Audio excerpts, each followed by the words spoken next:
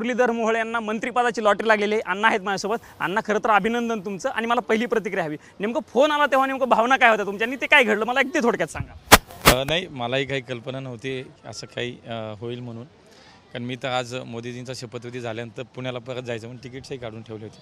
पण अचानक फोन आला माननीय नड्डा साहेबांचा आणि त्यानंतर देवेंजींचा की 11 वाजता PM हाऊसला जायचं आहे आणि संध्याकाळी आपल्याला शपथ तुम्हाला घ्यायची आहे। एक वेगळा आनंद होता। शेवटचा प्रश्न विचारतो अण्णा, पुण्यामध्ये तुमच्या कामाची खूप चर्चा झाली होती, तशाच पद्धतीचं काम आता मंत्री म्हणून तुमचं, कारण तुम्ही म्हणले होते खासदार झाल्याच्या नंतर मला पुण्यासाठी काम। कसं आहे की मी ज्या संघटनेत येतो, ज्या विचारातून येतो, ज्या संस्कारातून येतो, आम्हाला हेच शिकवलं, दिलं ते काम चांगलं करा, दिलं ते काम प्रामाणिक करा, दिलेल्या कामाची जी जबाबदारी दिली त्याला न्याय द्या। त्यामुळे मला असं वाटतं की जे दिलं ते खूप काम करायचं आहे, देशाची सेवा करायची आहे, मला पुण्याची सेवा करायची। निश्चित असे मुरलीधर मोहोळ होते आणि त्यांनी सांगितलेलं आहे जे काम दिलंय ते काम मला पूर्ण करायचे आहे, देशाची सेवा करायची आहे, अशा पद्धतीची प्रतिक्रिया दिली।